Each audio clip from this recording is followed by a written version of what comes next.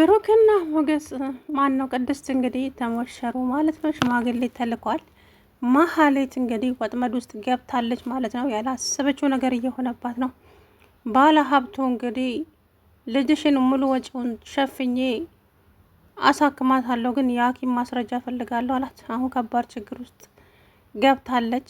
ዝና አሳዘነኝ ዛሬ ሲያለቅስ። የእውነት አይ እኔ ኃይለኛ ነኝ ማንም አይደፍረኝም እኔ ጀግና ነኝ የሚል ሰው ሁሉ እንግዲህ መጨረሻው እንደዚህ ነውና እሱ ራሱ ብሎታል። ለነገሩ ይበለኝ በየትኛው ስራዬ ነው ፈጣሪን የምለምነው እያለ ነበረ ማለት ነውና አቶ ካሌብ እንግዲህ አዲስ አበባ ገብቻለሁ ብሎ ደውሎላቸዋል። አሁን ሁሉም ደንግጠዋል። ጉድ እኮ ነው እንግዲህ አሁን ዝና ጋር ከደረሰ ከባድ ችግር ነው የሚፈጠረው። ቶሎ ብለው ወይ ዝናን ከዛ ቦታ ማሸሽ ያላቸው አማራጭ ይሄ ብቻ ነው ማለት ነው። እንግዲህ ዝና እኔ አበበ ደንበሳ ልጅ እኔ አበበ ማንት ስለኝ ሲል እንግዲህ ፉከራ ብቻውን ምንም እንደማይሰራ ተረድቻለሁ ማለት ነውና እንግዲህ ዛሬ አቶ ዝና ብሩክ ገንዘብ እንደምትፈልግ አውቃለሁ፣ መድብልን ተወው፣ እሱ ደረቅ ነው አይሰማም፣ ስለዚህ እምልህን ነገር ብቻ አድርግልኝ አለው። እኮ ምን ነበረ ሲለው ገንዘብ ያስፈልግሃል፣ ስለዚህ የምትፈልገውን ያክል ህይወትን የሚቀይርልህን ገንዘብ ልስጥህና እኔን ከዚህ ውስጥ አስወጣኝ። እውነት በጣም ትቀልዳለህ አይደለ? ከዚህ ውስጥ ላስወጣ እንደው ሞኝ መስዬ እታያለሁ እንዴ ስትል እንግዲህ ተናገረችው። ከዛ በኋላ በጣም ደንግጦ ስቅስቅ ብሎ አለቀሰ። ወይ ድሌ አንድ ነገር አስቤ እንኳን አይሳካልኝም ማለት ነው። ለነገሩ ይበለኝ በየትኛው ስራዬ ነው እያለ እየደጋገመ እንግዲህ ለቅሶውን ቀጠለ ማለት ነው። ምንም ማድረግ አይቻልም። እንግዲህ አቶ ዝና ሰው ሁሉ በሰፈረው ልክ ነው እየተሰፈረ ያለውና እንግዲህ አንተ ደግሞ የዘራኸውን ነው የምታጭደው ማለት ነው። ለማንኛውም እንግዲህ ቅድስት ሽማግሌ ተልከዋል። አባቷም ሽምግልናውን ተቀብሏል። ደስ ብሏታል። ግን ደግሞ እዚህ ጋር የዝናን ጉዳይ ረስተውታል። ዝና አቶ ካሌብ ከመጣ ከባድ ችግር ይፈጠራል። ሰዎቹን ያሰርካቸውን በሙሉ ልቀቃቸው፣ የኔ የተባሉትን ሰዎች በሙሉ ልቀቃቸው ብሎ ከዚህ ከአቶ መድብል ጋር እንግዲህ ግብ ግብ ሊፈጠር ስለሚችል በጣም አስቸጋሪ ነው። ለማንኛውም እንግዲህ ዝና እዛ ቁጭ ብሎ ውሃ እንኳን አጠጡኝ፣ ሽንት ቤት እንኳን ልሂድ፣ ፍቱኝ ቢል እንኳን ተው ይህን ቦታ ስለማልፈልገው እንደፈለግ አድርገው ብሎ አሽፎበት ጥለው ሄደ።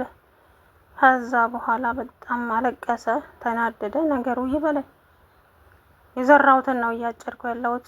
እኔ መቼ ለሰው ልጅ ጥሩ አመለካከት ኖሮኝ የማውቀው ነው። ከዛ በኋላ እንግዲህ ያለዛው ስቅስቅ ብሎ እነሱም ጥለውት ሄዱ። እነሱ ሽምግልናውን እንግዲህ ሽር ጉድ ሲሉ ዋሉና ሞገስ፣ መድብል እና ጠበቃው ናቸው ሽምግልናውን የሄዱት ማለት ነው። እንግዲህ ብሩክ አይደለም መቼም ለሽምግልና አይደል እንዴ?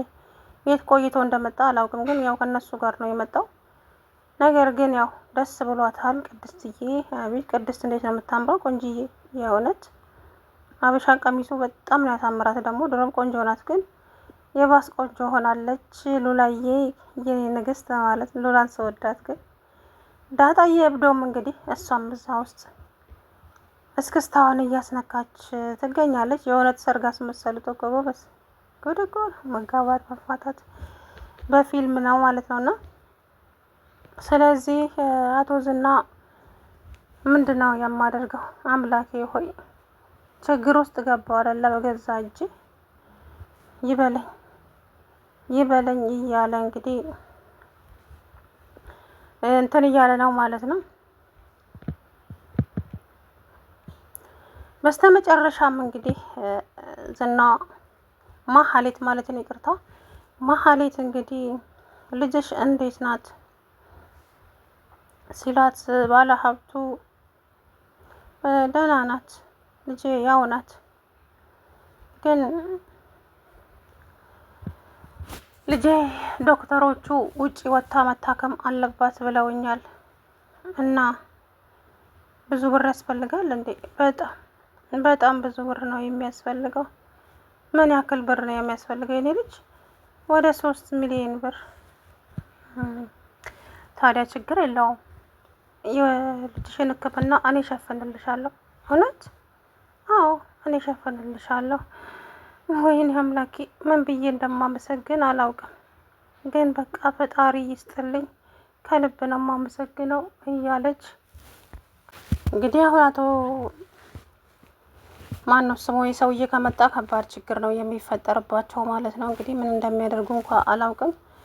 እውነት በጣም ከባድ ነው የሚሆንባቸው። ካሌብ የሚባለው ሰውዬ ከመጣ እንግዲህ ያው መጥቷል የሚባለውን ነገር ስለሰሙ ራሳቸውን አዘጋጅተው ይጠብቁ እንደሆን እንጂ ከባድ ችግር እንደሚፈጠር አልጠራጠርም። ምክንያቱም ካሌብ የሚባለው ሰውዬ እንግዲህ እስከ ዛሬ ድምፁን እንጂ ፊቱን አሳይተው አያውቁም።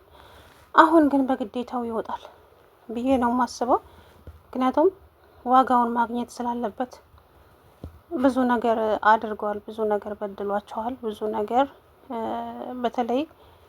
በተለይ እነ ብሩክን ህይወታቸውን ነው ያመሰቃቀሉት። ካሌብ ማነችቺ ማህሌትና ዝና አንድ ላይ ሆነው ማለት ነው። እና ስለዚህ እንግዲህ ምን እንደሚፈጠር ባላውቅም ለአሁኑ እንግዲህ ይሄው ነው እላችኋለሁ።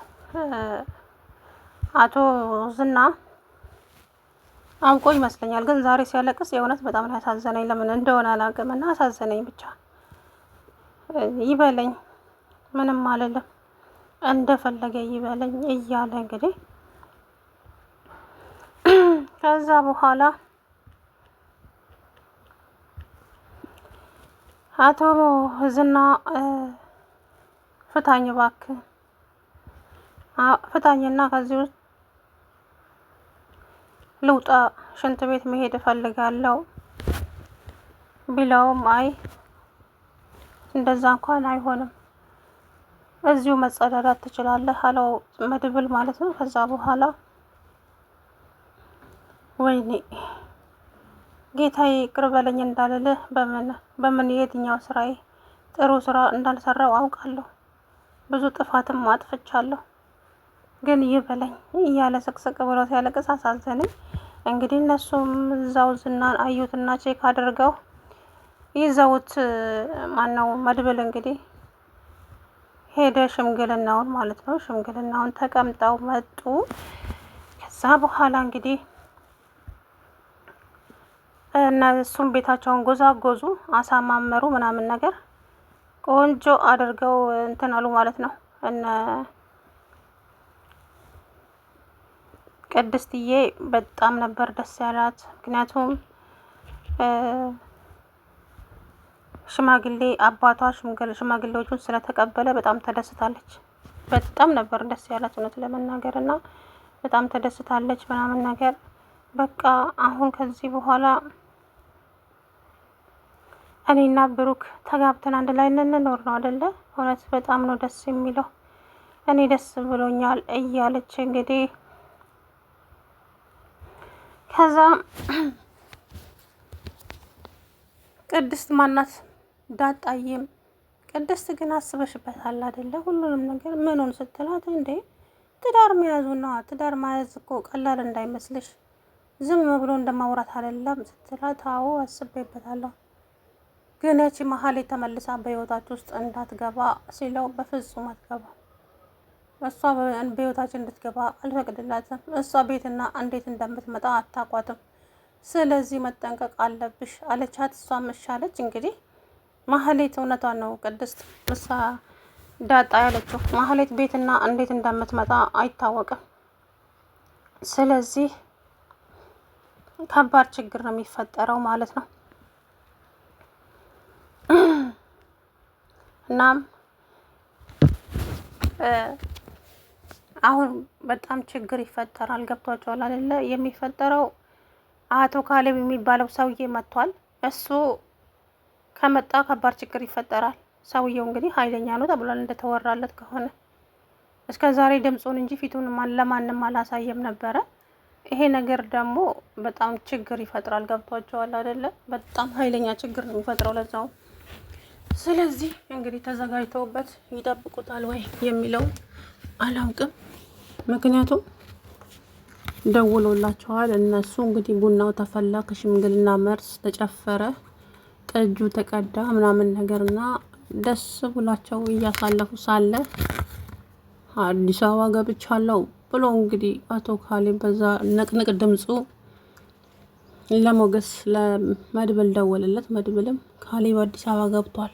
ምን አምላኬ ሆይ እንደው ደስተኛ አትሆኑ ተብለናል መሰለኝ ብለው እንግዲህ ሁሉም በአንድ ጊዜ ደነገጡ ማለት ነው። እንግዲህ ምንም ማድረግ አይቻልም።